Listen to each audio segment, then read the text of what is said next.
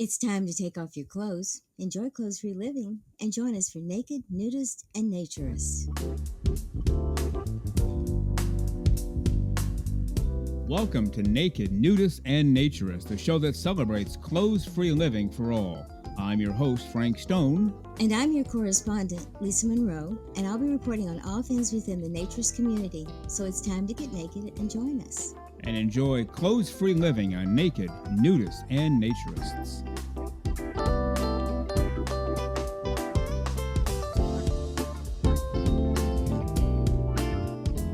Well, greetings and welcome into Naked, Nudists, and Naturists, episode 127 today. Glad you're with us.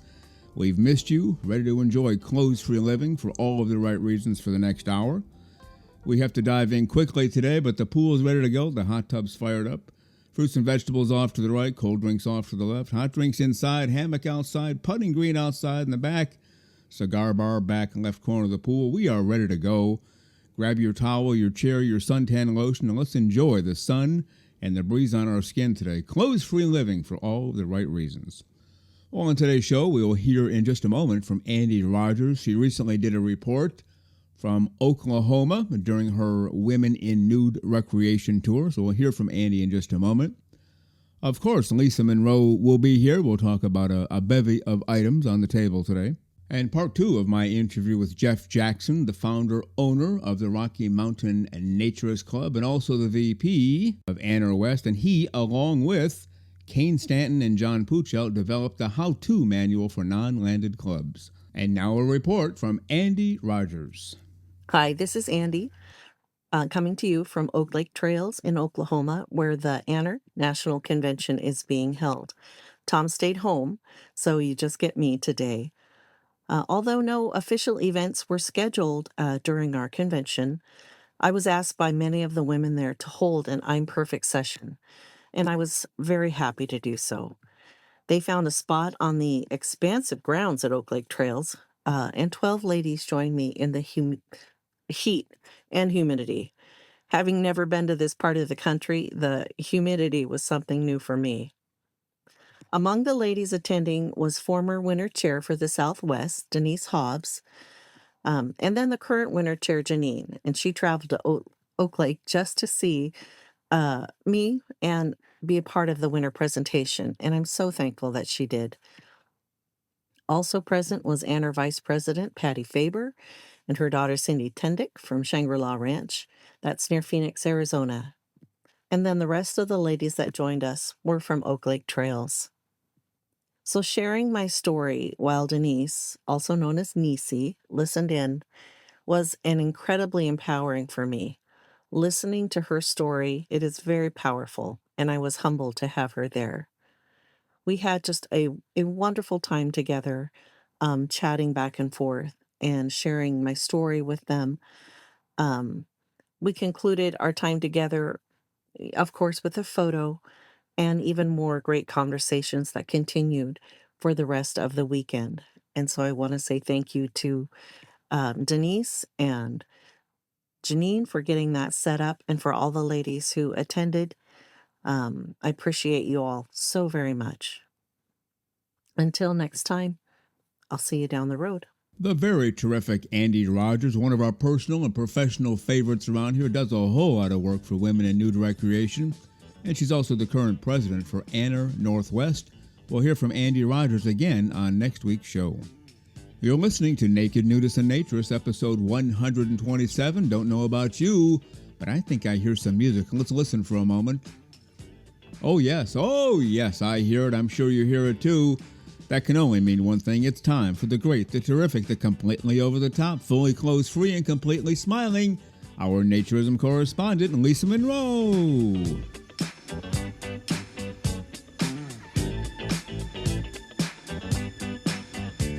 And here she is, the one and only, the completely over-the-top, fully clothes-free, and fully smiling, our naturism correspondent, Lisa Monroe. Good morning, Lisa. How are you today? Good morning, Frank. I'm doing terrific, and as you probably didn't notice, but you may have not seen out of the corner of your eye, I was not dancing. I saw zero movement, so far, so good, but I'm waiting for that moment. Try to catch me off guard, all heck will break loose, and I guess we'll go from there, right? And you should. You should be very afraid. But anyway, we'll go on. At least that's your plan. But my plan is to not have all heck break loose, not lose it, and just continue to not look directly at you. I think that's probably the best way. Yeah, so I may have some tricks up my sleeve. So just be careful. Okay. Always careful, always on guard. What is the slogan of the Canadian Mounted Police? We always get our man. We always get our man. All right, so my slogan will be I'm always on guard. And my slogan will be I always get my Frank. As he opens the show. Yes, there we go. All right.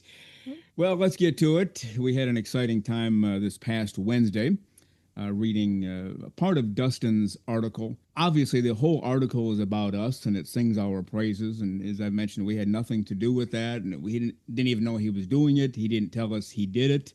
We happened to see it on Blue Sky. And we thought we'd spend at least a couple of shows on it. But what an amazing article. But beyond all of that, content aside, he is really, truly a very good writer, isn't he? He certainly is. I believe he said he was a journalism major and or communications major of some sort, and it shows. He is the quality communicator, and I just love how plain spoken but articulate, and how it was just this terrifically written article. Yeah. I'm under the belief, and this could be a false belief, but I tend to believe that everybody can write. Now, I know that's not true. Even having said it and believing it, I know there are some people who just never learned, and I mean literally never learned how to put a pencil on paper. But the vast majority, they know how to pick up a pencil, they know how to write letters and words and sentences. But there are only a chosen few who actually know what goes into true and quality writing. That's why not every person in the world is a published author with 1 million books in sales every day. There's an art and a science and a gift involved. And in my view, and again, irrespective of the content, if he wrote about hanging wallpaper on a wall, his gift of writing is there. In my view, but you're the writing expert, so I'm deferring to you. Well, anyone can put words together. It's just how you put those words together to convey the meaning that you want. And I've seen in both Dustin and in Mark from France, who is also such an amazing writer, that it's just the words flow from them. The thought processes are clearly explained, and it's a joy to read. And it's just, it is a gift, I think, in a lot of ways, because there are an awful lot of authors out there with a lot of books that have been sold, and many of them are not very well written, but they're out there anyway. I've told this story before, not on this show, but another show that I used to do. I traveled a lot there for a while. I was flying here, there, and everywhere, and I would always read on the plane. 99% of the time I was reading. A couple times I did some other, paperwork or whatever, but I always made use of that time. And I would always have a book with me. And one time I got to the airport, and after I checked in through security, I realized I only have 20 pages left in the book that I brought with me. Now, unlike you, I'm not a fan of Kindle. I like to have the actual book in my hands. And so I didn't have 100 books stored on my Kindle ready to go. I had one book left with 20 pages. So I thought, well, that's not going to last very long. So I'll stop at the gift shop and buy whatever. I don't even need anything big at this point, just something to get me to my destination. And I bought this book. I forgot what it was, but one of the worst and most poorly written books ever. And apparently this guy is known for writing very poorly. Yet his books are in airports all over the USA, and he sells gazillions.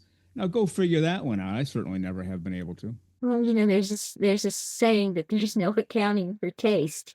And I think that is true in some cases. Sometimes I had a playwright in a class once say to me that if you want to have the key to writing, it's your character. And if you want to write a series of books, make sure that character is someone that they identify, because they'll come back to the character. They won't come back to the story.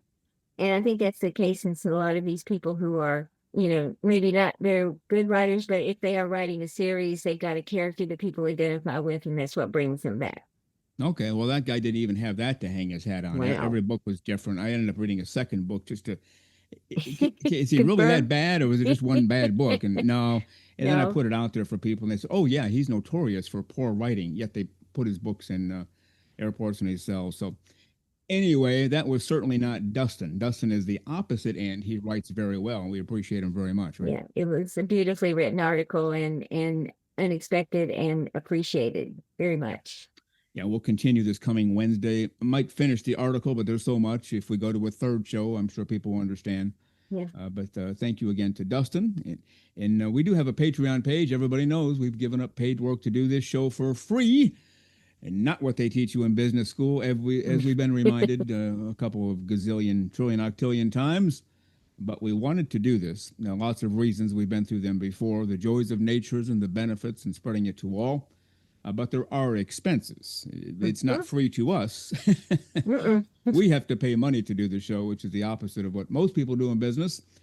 And to that extent, we've asked people to join our Patreon group, and we appreciate you for doing so. It keeps us going here. And Lisa Monroe, on every show, we highlight at least two people who have recently given. Who do we have today? Well, again, we have another couple, which is really fantastic. It's Tom and Samantha. And so we appreciate them both being here. And we have a gentleman by the name of Mark with a K. We have lots of Marks, so this one's a K. And we really appreciate both of them coming on board and hope that they enjoy the ride with us. Yes, so thank you, Tom and Samantha. Thank you, Mark, and thank you to all who give. We give this show away for free. There are content providers out there who put their stuff behind a paywall. You have to pay to get access to their shows or their blogs or whatever. And we're still giving this away free. The only thing we ask in return is, if you can give a little back in return, we'd appreciate that to keep us going here. We also sell merchandise to spread the word about naked nudists and naturists. Lisa, what's our latest and greatest? Well, on October 1st, I'm going to release a couple of new pieces of merchandise. So stay tuned for that, and hopefully it'll get us through the cold months. And so we'll see how it goes. But we do have to put on things when we're chilly. So we'll see how what everybody likes. And so October 1st, look for some new merchandise. That's right. We can still advertise that we are naturists, even when it's 20 degrees below zero, right? Absolutely. And, we do have 3 different things. So we have the Naked Nudist and Naturist merch. We have the Close Free Living for All of the Right Reasons merch. We also have some things that just say in and in on them. So if you want to wear something out, but you don't want to advertise what you are, but you still want to support your naturism, then those items are available for you too. If somebody buys an NNN piece of merchandise, now that doesn't advertise they're a naturist or a nudist or they're naked or they listen to the show. So they're walking down the street, somebody says, "Hey, I see you have NNN on your shirt. What does that mean?" And if they're too shy or they don't want to reveal naked nudists and naturists, what could they say? The first thing that comes to my mind, which is totally nonsensical, but here we go. National Narcissists of Norway. And then they'll look at you like you're crazy. You walk away and you've gotten out of harm's way that way. Anything that comes to your mind, Triple N, what it could possibly stand for? Oh, no, I don't think I could top that.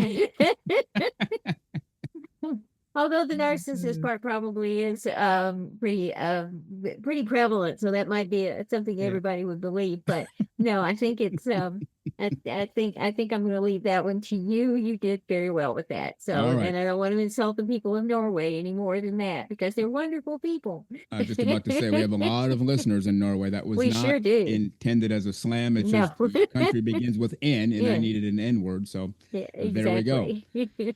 Or you can just say it stands for Naked Nudists and Naturists, and I'm proud as a peach. So I feel like taking my clothes off now, but since we're in the middle of the grocery store, I won't.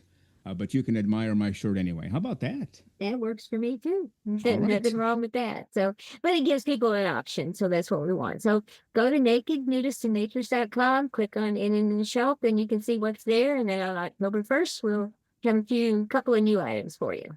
All right. Let's get that merchandise rolling off those shelves or continuing to fly off the shelves, I guess. For a while there, this show was almost becoming the Rick Dorsiak show, or certainly him as the third wheel, a third partner of the show. And recently it's become the Mark from Nude and Happy show.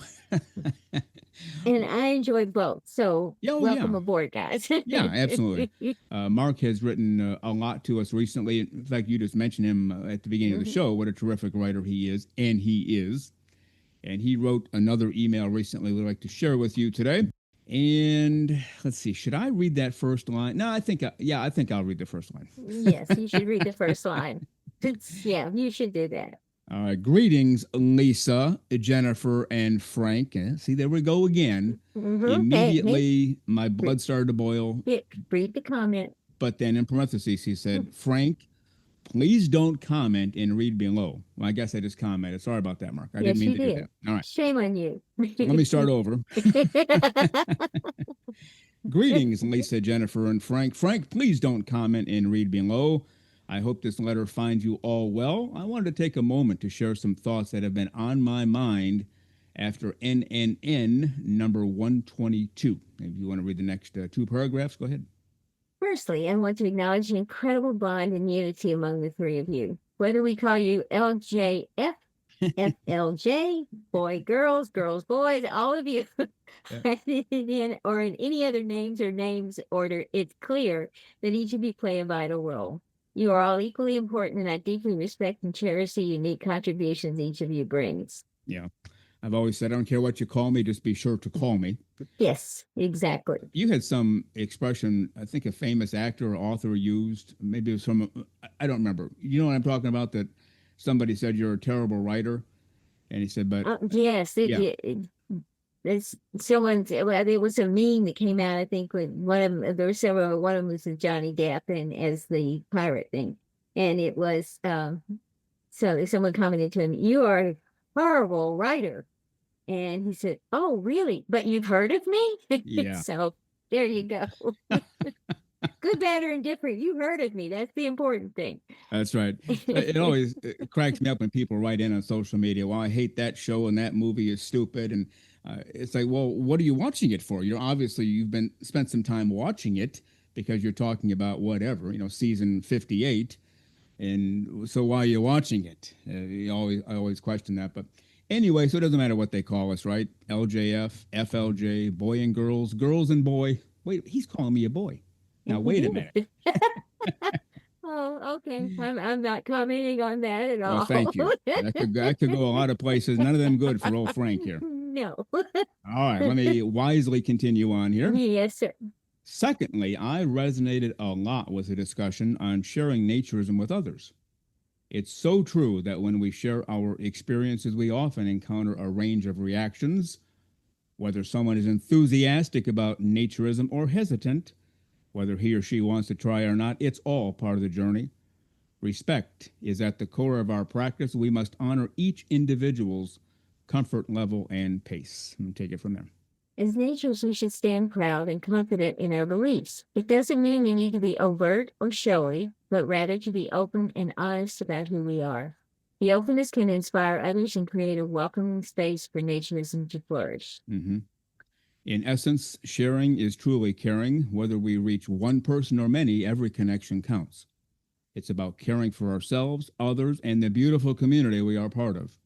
This also means that we need to be prepared to explain what naturism really is. In this endeavor, naturist federations, organizations, publications, and podcasts like NNN play a crucial role for education and providing the evidence that are required to talk the walk and walk the talk. And if you go ahead and finish up. As a naturist, we should be ready to educate ourselves about the many benefits of naturism. A way to do this in a fun and entertaining way is to dedicate 2 hours a week to listen to NNN. Fabulous advice. Anyway, over a few episodes, everyone will understand what naturism really is and will get the necessary knowledge to explain it to others. Thank you for being such a source of inspiration and for fostering such a supportive environment. Nudist regards, Mark.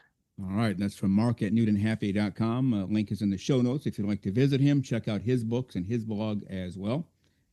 Yeah, Lisa, I don't know about you, but when I get into this discussion with people on naturism, nudism, clothes-free living for all the right reasons, as we like to say, I get one of three reactions. One is whether they say it or it's the look on their face. Oh, you're one of those. Yeah, we've heard about you folks and, having wild multi-people parties on the weekend, and, getting drunk. I hope they say that to me. It's been said to me a few times because it gives me the opening to say that's 100% wrong, and then we can Right. have a decent conversation about it. Another reaction I get is, "Oh, really?" Mhm. And I can tell in their mind they're picturing either Mhm. me with no clothes on or me in a group of 10 or 1,000 people with no clothes on, and so their mind begins to wander, and I can tell they're interested. Maybe they've dived in before, maybe they're ready to dive in or thinking about it, but at least their interest is piqued somewhat. And the third one I get is, "Oh, really? I didn't know that. So am I." Now, I wish Mhm. I got that reaction more than the other two, but not necessarily the case. Any reactions that you've gotten over the years when you've explained this? Yeah, I wish we got more of the, oh yeah, I am too, but that's very rare, extremely rare. What's interesting is I have some friends who are musicians and they, did a lot of gigs when they were much younger. And they, well, she did a gig at a nudist resort, patients resort. And I think I wrote about this once on our newsletter that they ended up, standing there. They were clothed. They didn't, but everyone else was naked. They didn't have to be nude for this. And they were standing there, and somebody ran up to them that they knew, and they said that was the most embarrassing thing they'd ever had because they didn't know how to handle it, and that shock to them, I think, made them standoffish from being a naturist, although they didn't seem to have any problem being there with them. So Mm. yeah, I keep running into, oh, I could never do that. Oh, you don't do that, do you? And, I'm sorry, I like to be naked on the beach. So there you go. And, whatever they want to do, I guess it's fine. But no, not enough of good positive reaction. Yeah, one comment he made, one sentence, said, "It doesn't mean we need to be overt or showy." Yes. That's one of our big tenets around here. Yes. If you're hopping out of the weeds or surprising people, "Hey, ladies, look at me. I'm naked, by the way, in case you didn't notice," and you get a bit of a thrill and you can't wait to do it again, and you're planning, "Oh, I'm on the naked beach. Here come two women down the beach. I think I'll position myself just right." And you feel that bolt of energy, kind of like you do at an exciting baseball game or an exciting piece of music, and you get a little excited, and you're thinking this is going to be. That's not naturism, Nope. and we're very big proponents of pointing that out. Flashing, exhibitionism, getting that thrill, that's not naturism. And maybe we should call that out more often. I don't know, but that's the way it goes, and we appreciate Mark very much, don't we? As always, yes. I want to say one quick thing before we leave then. Regarding our Patreon page, we had been a month or two ago labeled as adult content, which we are not, even though naked, nudist, naturist is in every single post. But they labeled us as adult content. We had to take some action with Patreon. This is not right. And they explained why. It was a cartoon we had posted, a cartoon, a drawing of a naked woman. And they said, well, we can't have nudity, real or implied, or even a cartoon.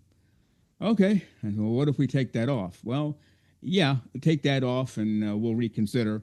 And it took a while, but they reconsidered and they said, okay, you guys are fine. So the adult label should be off. Turns out somebody reported that. Hmm. And do we know the person who reported that, Lisa Monroe? I think we might have an idea. We won't mention names today, but yes, we know exactly who reported it. And one of these days, we might need to, no pun intended, expose that person for some of the things he's done. Purports to love naturism and ANNR, and then does stuff like that. Reports a cartoon to Patreon to get us shut down. Shame on you, sir. We know who you are. And one of these days, we'll maybe have a reckoning. Or what do they call it? A come to Jesus meeting? We'll have one of those Yes, too. and the thing that disturbs me is that if someone is purporting naturism as something they're very interested in and they work on daily, to turn around and report someone who's also purporting that as not being that, and then making that connotation that naturism is bad because that's what we're producing, then that's not only that's a slight to us, but that's also a huge slice to the naturist community. Yeah. And it also proves that you're a liar when you do Yeah. stuff like that. But enough about that individual. We might name names down the road. Lisa Monroe, with that, we have to get back to part two. Will be today my interview with Jack Jackson. Go out there and have a great clothes-free half hour or so. We'll see you at the end of the show. Okay, I'll be back. All right.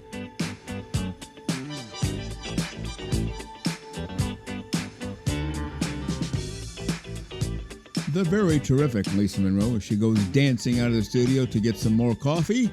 And we appreciate Lisa Monroe very much, and we'll hear from her again near the end of the show. As a reminder, we are the official podcast for the American Association for Nude Recreation. Are you a member? If so, great. But if not, you can become one right now.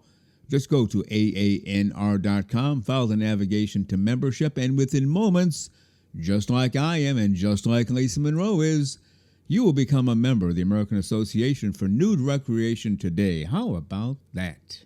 Well, you are listening to Naked Nudists and Naturists, episode 127. Thank you for being with us today. Hope you're enjoying the hour. Clothes-free living for all the right reasons.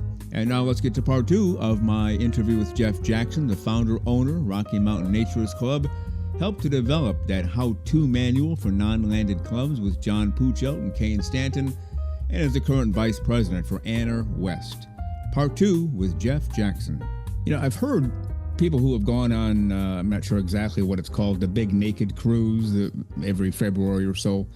There's a staff associated with the cruise, and they go on every cruise. And then you get a bunch of naked people showing up for this one special cruise every year. And the staff folks have told the ANNR folks, this is our favorite cruise of the year because, not because everybody's naked, but because everybody is so friendly and approachable and having a good time, and there's no pretext about anything. It's just a bunch of people having a good time. Do you ever hear words like that from some of the businesses, like a bowling alley or any place like that? Absolutely. We've heard that. We're on our second bowling alley. The first one ended up closing. Okay. The owner of the building decided to do something different. But both bowling alleys have told us we are the most fun group, that they've had. We're social, we're friendly, we tip well. That helps. Mm-hmm. And they always ask us when are we going to schedule the next event. We want to, and it's funny, in the bowling alley we're at now, we get pretty much the same workers when they hear we're coming for our event. Yeah. They all want to work because they like us and they're getting to know the people and they're having a good time. Yeah. I remember, now I claim on the show to be 27 years old. You are seeing me through the computer here, so it's possible I'm a little older than 27. We won't go into just how much beyond 27. But there used to be a show on, I guess the show itself is still on, The Tonight Show, but it featured Johnny Carson. Mm-hmm. And you're probably 27 as well. But if you read the history books, you'll find out about this guy, because I'm sure you never saw him, right? No, okay. not at all. But he told, opening always had a monologue. And he said, hey, did you hear there's a new thing going on? This was several years ago. He said, it's called nude bowling. He goes, you show up at the bowling alley, you get naked, and you just bowl all night. He said, so I thought I'd go check it out. Now, of course, he didn't, because, Johnny Carson couldn't go anywhere without being mobbed. He said, so I went there, and he goes, I had one heck of a night. He goes, I got a couple of strikes, a few spares, and overall, I bowled pretty well. And I remember when he said that, it's like, that's the perfect joke, if there is such a thing as a perfect joke, because he didn't make a big deal about people being clothes-free. He just accepted that as normal and focused on the bowling. Now, I'm sure that wasn't his intent, or maybe it was, I don't know. But that's really what it's all about, isn't it? It is just going out and having fun. And I know that I've bowled naked many times, and there are times when, we go out with textile friend group and we go bowling, and I'm just like, damn, I got to wear clothes. I'm not going to have a very good game. It's not going to be fun.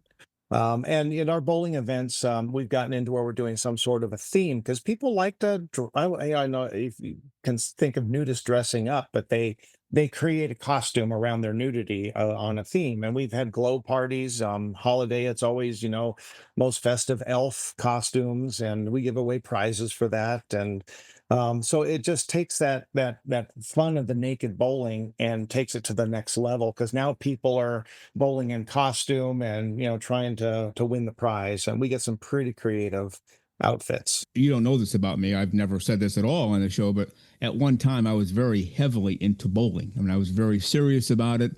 I was in a travel league in my senior year of high school, and there was a possibility I could have made some money at it. I never would have been, Dick Weber or Earl Anthony or, that level, not even close. But I went elsewhere. I went on to college and did some other things. You can only bowl so much competitively before I got to get serious about life here. But I remember thinking, because I was raised as a nudist, naturist, clothes-free person as well, every time I would grab the ball and get up on the lanes to, get ready to aim my shot and then walk toward the line, I'd be consciously thinking, this would be so much better clothes free, because every move you make, your left foot, your right foot, your arm swinging back, there's a tug of your clothing on you. And maybe we're more in tune with it being naturist, but that was always frustrating to me. And when you bowl nude, of course, there's no tugging of any clothing because there's no clothing. And just as an actual sport, that makes so much more sense, doesn't it? Oh, absolutely. That's why the old Greek Olympians did everything in the nude, because they weren't hindered by clothing. Yeah. And I'll even, we do nude yoga sessions occasionally through our club, and I've done the nude yoga a few times. I'm not a huge yoga person, but at the same time, I've done yoga clothed and then yoga not clothed, and I find that there's better freedom of movement when you're bowling, you're working out, or you're doing yoga, anything, your body can move more freely.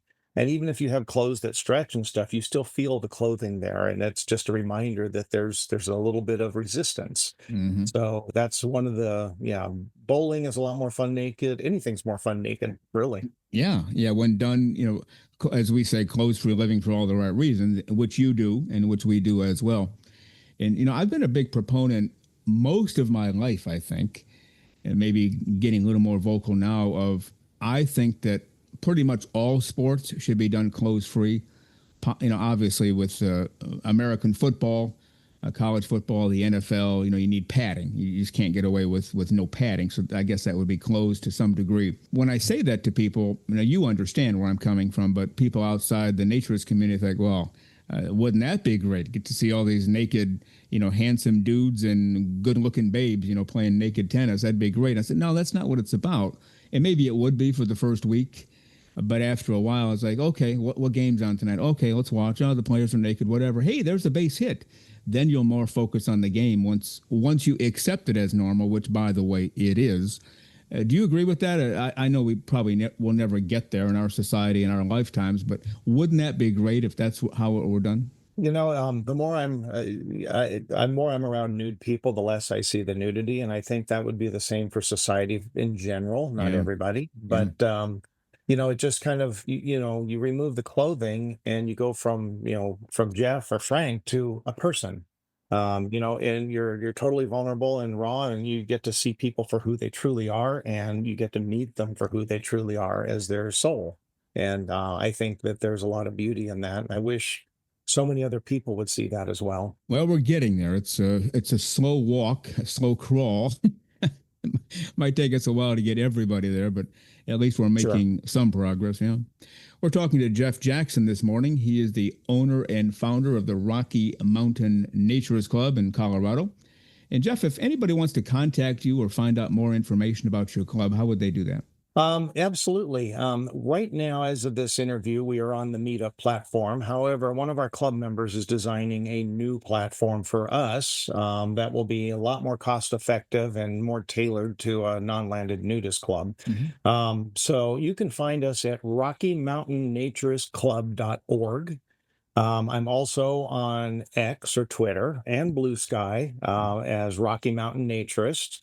And I am moderator on a Reddit subgroup called Colorado Nudists. And we do a lot of posting on Reddit in the Colorado Nudist subreddit for our events that are public facing. Whenever we hold an event in a public venue, we'll post it there and hopefully meet new people, and they'll want to join the club. So you can find us there as well. Okay. And to be clear that I understood you accurately before, if somebody lives, let's get as far away from Colorado as we can, maybe Maine, I guess that'd be the state farthest away. If somebody from Maine says, hey, this Colorado group has a naked bowling thing coming up in a few weeks, if they call you and say, hey, can I fly out there for the weekend, attend the naked bowling thing, and then fly back to Maine, that would be allowed, right? Absolutely, absolutely. We extend invitation to the bowling. Again, that's our fundraiser. So it's important that we sell tickets not only for our club but to support the bowling alley. I take my responsibility there when rent their space, I want to make sure that it's profitable for them so that they'll ask us back. But we do post invitations on Colorado Nudists subreddit. I do also post invitations on Blue Sky and Twitter. So anybody who wants to come, yes, reach out to us, and we would be happy to have you join us for that. We also visit the local hot springs, which are public spaces, so we invite people to those as well. And Mountain Air Ranch, we will be up there. We host pool events 4 times during the summer, and invite people to those as well.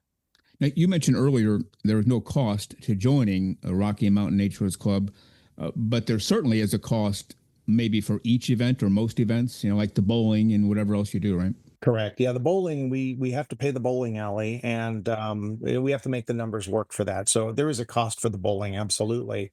And then if we visit a hot spring, there's an admission fee that the hot spring charges, but nothing to the club, but nothing significant. And then when we host like paint and sips, we ask people to chip in for the supplies. Oh, so the money goes to the venue. You don't keep a piece of it to keep funding yourself other than the fundraisers? No, just the bowling is all we collect to support the club. Everything else it passes straight through to the venue or supply costs or things like that. Absolutely. And do you host events at either your home or other homes, or is it always at a venue? Well, in the beginning, it was in homes, and we have a nice clubhouse. One of our members lives in a townhouse community, and the clubhouse is very private. So we were able to use that for free, which is great. Wow. But the club has gotten so big now that we're running into challenges finding spaces that it can accommodate all the people. So we can't do things at houses much anymore, just because of the onslaught of people. Most of our events are 30 people minimum, up to about 60. So it's a lot for someone's house. Yeah. Oh, no kidding. We're talking to Jeff Jackson this morning. And Jeff, before we turn our attention more to ANNR and ANNR-West and your work there, I did want to ask about your wife. You're a married guy. Is your wife a naturist as well? And if so, how does that work out? And what do you recommend for other people? So, yeah, my wife is not a naturist. She was brought up in a very Quaker family, and so skin was not to be seen. Yeah. And I grew up in a very open family when it came to clothing and nudity. And so we've been together. We've been married 40 years now. Wow, And very good. we give each other latitude. She has a number of hobbies and things that she loves to do that I don't want any part of. And I'm a nudist and do the naked club and stuff like that she doesn't want to have any part of. Right. But I have her full support. She actually pushes me at times and encourages me and says, that you're going to be good at doing X or Y, or here's the next thing you should do for your club or stuff. So she's very much a part of the decision, very supportive and open to it. But when it comes to, hot springs and our hot tub, she doesn't like wearing suits. And so I think that's kind of the edge of her boundary is, anything that involves a bathing suit, she doesn't want to have any part of it. She can go without it. But other than that, she is 100% textile. All right. Well, that's actually a very good way to explain that. I wish I would have thought of that myself.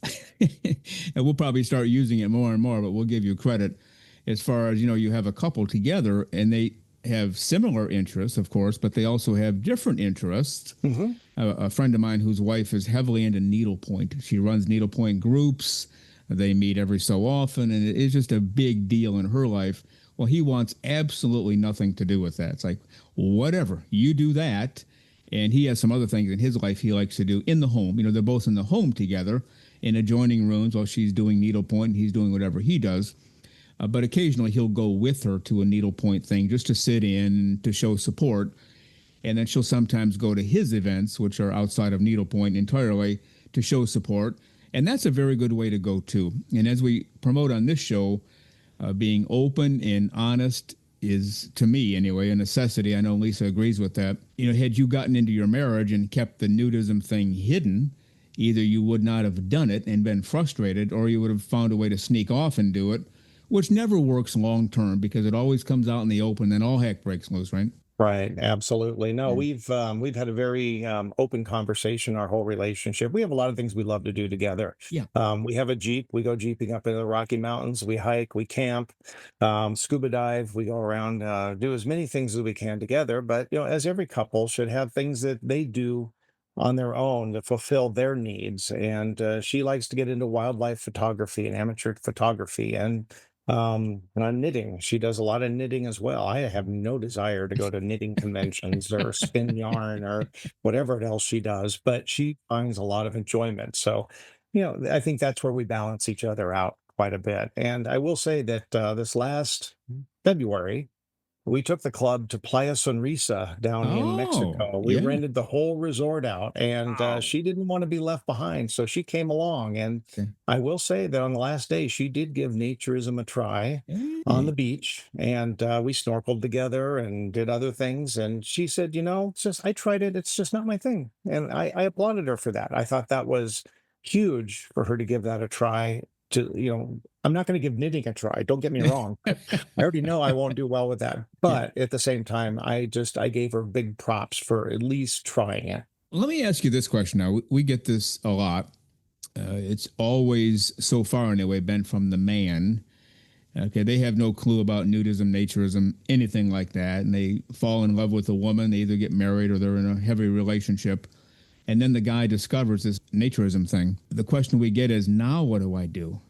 Because we always tell people, tell your person by the third date.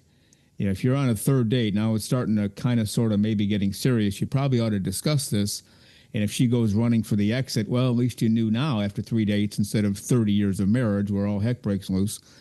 And he said, the latest letter we got, we get these fairly frequently. The last one was, I had no clue that I was a nudist until 3 years into the marriage. And then I found out, oh my gosh, now what do I do? Well, before he met up with us or heard our show, he decided to tell her. And at first she was like, what? What are you thinking here? And she wants no part of it, but she also has no part if he's nude in the home. I'm guessing you agree always being upfront and honest is the best way, but any particular advice for men in this case or women, you're in a relationship, then you discover naturism, you still should tell, right? Well, I don't see it as any different of discovering that all of a sudden you like rebuilding engines, Yeah. or, you find a hobby you like and you want to just immerse yourself into that. And how would you approach that with your spouse if you suddenly decided you like repairing pinball machines and you wanted to build a shop and go searching for pinball machines? Yeah.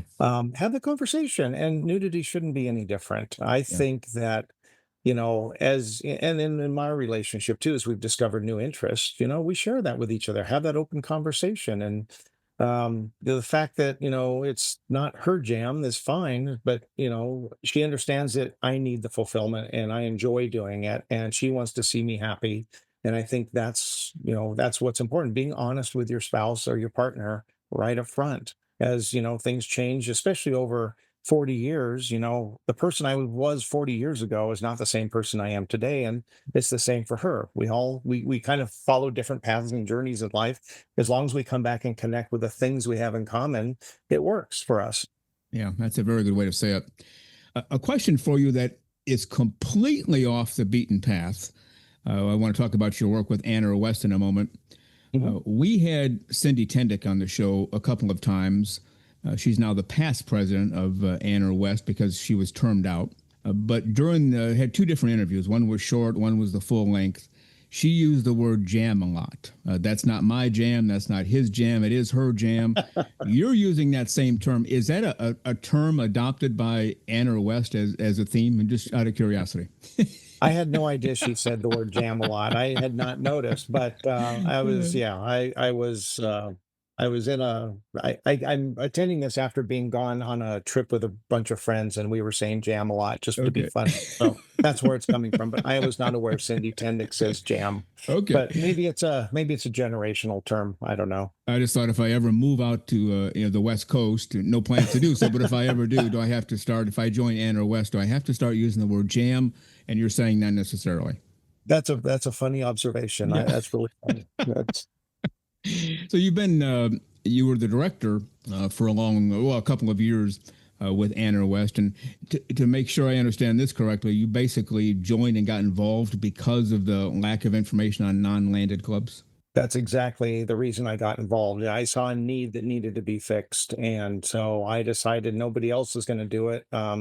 It's after building the Naturist Club, that's kind of like the next rung on the ladder for me. And my wife was very enthusiastic and encouraged me all the way. Said this is something you need to do, and she knows me better than I know myself sometimes, but.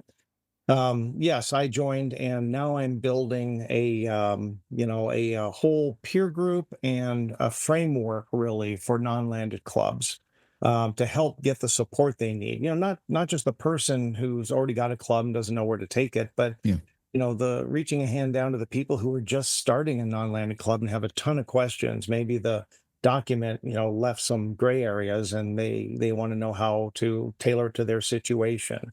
My hope is, we get something developed and working well in the West region, and then be able to roll that out nationally to the other regions as well. And Hmm. I've spoken to Linda Weber about this, and she's been very much involved and very supportive of doing something like that.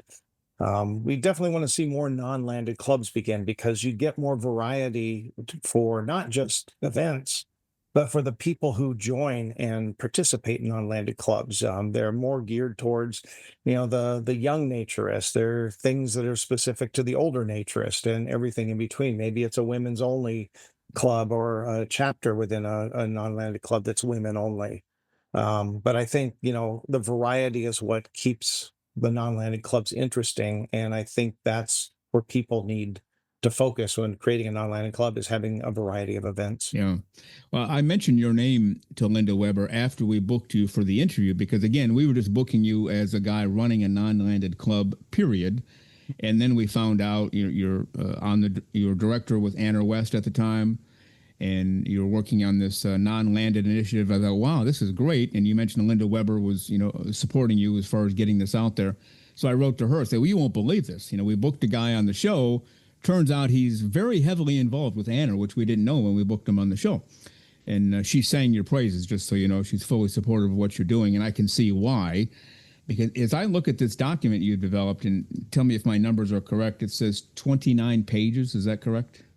I think after the final editing and everything, 29 pages was correct. Yeah, and you go through everything, staying in touch with your members, how to fund the club, how to maintain membership, opening a bank account. I mean, and reading through it, and I read through it a couple of times, I don't think you missed anything at all, but I'm guessing if you did, or somebody tells you did, you'll amend that down the road as well, right? Absolutely. It's going to be a working document. And even in the appendices, we put in examples of how to reach out to businesses, a sample email you can send to get their attention to see if they'll rent a space to a nudist club. We put in sample rules of etiquette, sample about page for your club. And then the last appendix on there is how to counter objections to people if, when, you know, basically it's like 3 pages of, discussion points and how to counter objectives to people who say, oh, well, nudity is bad and it's all about sex. And, why would I do this? Something like this. And so Mm. it's a very comprehensive document. And it's a collaboration between probably, I would gonna guess about 10 or 15 people who are in the space of non-landed clubs, whether an organizer or creator or someone who just says, "Hey, this is great, but what about adding that?" I even saw a little blurb on there about insurance. That's probably something people don't think about, Uh-huh. even doesn't even enter their mind. Okay, I'm starting a club. The word insurance doesn't go with that, but you recommend that because if somebody gets injured, there could be a problem, right? And I think you kind of need to balance that. The person creating the club needs to balance that. How big do you want your club to be? If you're thinking just a group of 25 people and I'm going to hold it there and we're going to do house parties, you're probably fine. Yeah. But as your club gets larger, like mine and others that I've seen, you need to start thinking about, do I create an LLC? Should I set up a nonprofit? I need insurance, an umbrella policy. We should cover the LLC or the nonprofit. But then, of course, now you have costs for that, and you have to have fundraisers and stuff. So the book is scalable. Or the document is scalable. You can start a club with 25 people and call it good. or Mhm. you can create, something that's got 500 members and chapters and board of directors and all that. Yeah. That the document will help you in either scenario. Oh, that's great. Now, to become affiliated with ANNR, which your club is, what is the method for that, and or what is the cost for your club? So the cost, I'm not sure if it's changed. When I signed up my club years ago, I believe I had to fill out an application and it went through a review process. I had to give specific information about my club and my intentions. And I think the application fee was a one-time $100 join fee. Okay.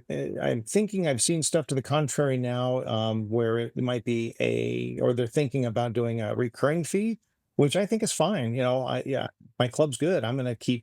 I'll keep paying $100 or whatever a year to keep it active in Ann Arbor because I get enough benefit from that. I get a lot of membership from that, Mhm. so it makes sense. Yeah. But yeah, it's not a daunting process. I think the benefits outweigh the cost, because you'll get, once you join ANR and your club's ANR affiliated, then you'll be able to start getting on these peer group calls that I'm hosting and getting answers to your questions and find support. And I think that's what was missing that needs to be there in place to make sure these non-landed clubs survive and flourish. Yeah. No, I agree with that recurring fee. You pay it everywhere else in life. Yeah. You pay your cable bill, it's a recurring fee. Yeah. Even an ANNR member, an individual, is a recurring fee, but that's normal. That's natural. What about the members? Are they required to be a member of ANNR to be in your club? So that's an excellent question. I know that most landed clubs are 100% clubs, not all. And you have to be an ANR member. I do have about 20 out of the 275. I have about 25 members who are members through my club. Okay. But I have members who are ANR members either direct or through other clubs as well. I am not at this point a 100% club. Okay.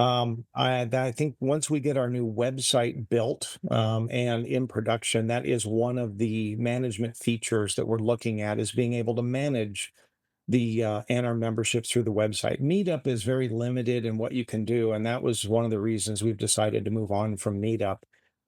Is we want something that's built more specific to being an ANR non-landed club that will give us the functionality to do these things. When you say meetup is somewhat limited, you mean in terms of discussing naturism or something else? No, I'm sorry. As far as being able to modify it so that you can track ANR memberships, Meetup Oh, okay. it's basically a social club, and you can set it up so you can charge members a monthly or an annual fee to be a part of your Meetup group. Okay. They take a big chunk of that, so you have to account for that, and I don't care for that particular aspect of it, but Yeah. to be able to manage who's an ANR member, have the accounting, and I guess the bookkeeping needed, Meetup falls short on that, where we aren't able to track that information when memberships are due and things like that. So we're working on that component, and my hope is that we create something that works well for us in non-landed clubs. It's inexpensive and it's fine-tuned that we can roll it out to other non-landed clubs who want a similar type platform. Yeah, no, I think that's great. You're doing amazing work out there. We've been talking to Jeff Jackson, the owner and founder of the Rocky Mountain Naturist Club. A big wheel, I'll say it. You don't have to concur, Jeff. That's okay. He's a big wheel with ANNR-West and about to become an even bigger wheel throughout the ANNR community with his work with the board, as well as his work with these non-landed clubs. This will go a very long way, in my view, to helping current clubs, but also help new clubs get established.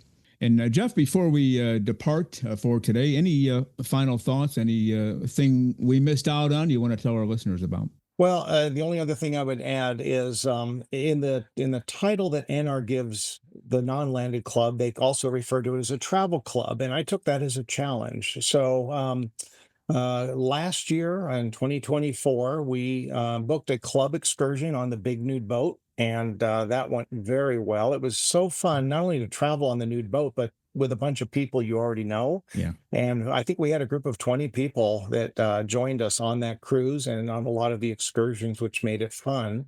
This year we booked the entire resort of Playa Cerveza. Worked with Blaney and Steve down there. They Yeah. were phenomenal at making it easy to do, and we had a blast, a whole week on the beach and excursions and all kinds of fun. And again, hated leaving the place. We're going back to Playa Sunrisa next year.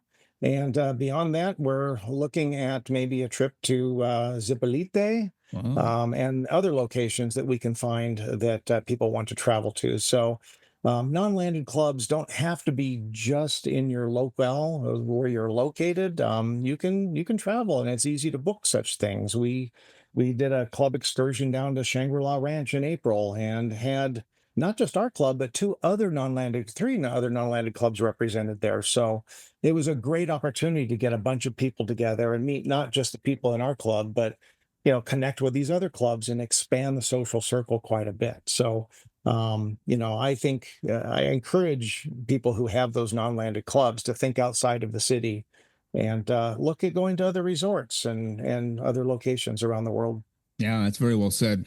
Well, you are doing incredibly amazing work. I'll just say that you don't have to. You don't even have to agree or disagree. I'm just telling you. And once I say it, it becomes gospel around here. That's what I tell people anyway.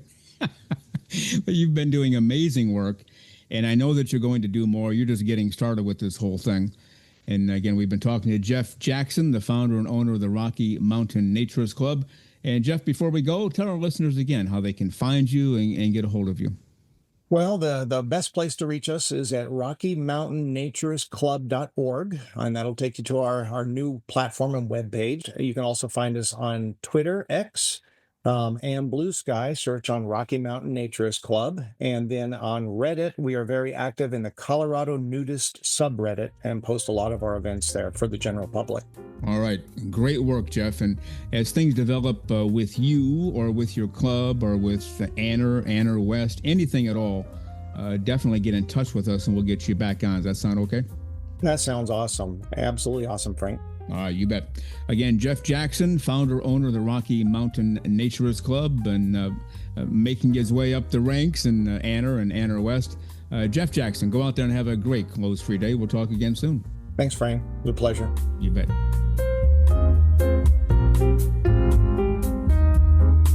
The very terrific Jeff Jackson. He is the founder and owner of the Rocky Mountain Naturist Club, and he, along with Kane Stanton and John Puchelt, have developed a how-to manual for non-landed clubs, and Jeff is also the vice president of the American Association for Nude Recreation, the West Region, and we thank Jeff Jackson for all of his time on these last two shows.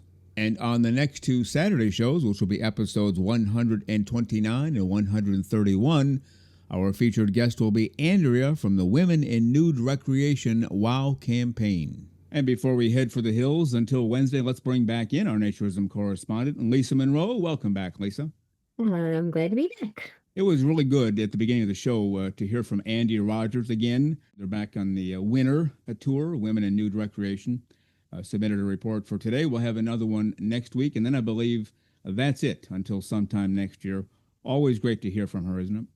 Oh, it is. And he's one of my favorites. And it's just great to see the work that she and Tom are doing. So it's always wonderful to have them on. Absolutely. And of course, Jeff Jackson, he's on to some bigger and better things. He doesn't know it yet. He probably thinks he's just an average guy working. Oh, no, Jeff, you're about to become a superstar. And maybe you already have. The non-landed club, the manual he worked on with those two gentlemen for non-landed clubs, vice president of ANNR-West. I'll just why don't we just give him a name? The newest superstar in ANNR. Well, that works for me. That might make him mad because he's a humble guy, but and we are playing around. But he's a very serious guy when it comes to naturism, and he's doing a lot of great things for the community, isn't he? He certainly is, and we'll just have to get him a cape. He can wear a cape around and still be naked, so it works. Yeah, he's amazing, and just a thrill to listen to him and his enthusiasm, and what a great plan that they're undertaking here, because I think this probably is the way of the future for naturism, because we're going to have to depend on ourselves to make this better, and not on anyone else. So I think it's a great thing. Absolutely. So thank you again, Jeff Jackson. Lisa Monroe, we must head for the hills. Have a great clothes-free few days. I'll see you on Wednesday. Alrighty, I'll see you then. Well, you've been listening to Naked, Nudists, and Naturists, episode 127 today. We give you a brand new show every Saturday morning, 6 o'clock a.m. Eastern Time, and on most Wednesdays, 12 noon Eastern Time. Continue to join us. Check us out on our website, nakednudistandnaturist.com, Spotify, Google, Amazon/Audible, Apple Podcasts, and also on Twitter. You can write us anywhere, anytime, any place. And we thank you for being with us today. Plan to join us for every single one of our shows here and have your clothes off when you're listening. We have our clothes off when we're broadcasting, enjoying the naturist life. We celebrate clothes-free living for all. Remember to enjoy being naked and join us again for Naked, Nudist, and Naturist. We drop a brand new show every Saturday morning, so come back and join us. Have your clothes off when you do for Naked, Nudist, and Naturist. Have a great clothes-free day.